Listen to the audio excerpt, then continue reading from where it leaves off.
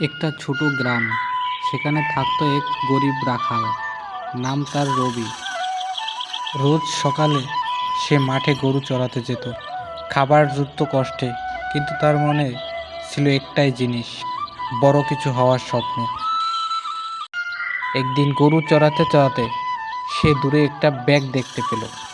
Bag খুলতেই চোখ বড় হয়ে গেল, ব্যাগ ভর্তি টাকা। রবি একটু থমকে গেল, চিন্তা করলো এই টাকা আমার না, নিশ্চয়ই কারো হারিয়েছে।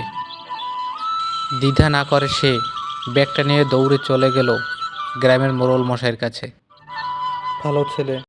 কয়েকদিন পরে গ্রামের লোকেরা জানলো এই টাকাগুলো ছিল পাশের গ্রামের এক বড় ব্যবসায়ীর। মোড়ল মশাই রবির সততার কথা তাকে জানালো। ব্যবসায়ী গ্রামে এসে রবির সাথে দেখা করলেন। সেই দিন তিনি রবিকে পুরস্কৃত করলেন টাকা, কাপড় আর সবচেয়ে বড় উপহার, তার নিজের খামারে কাজের সুযোগ।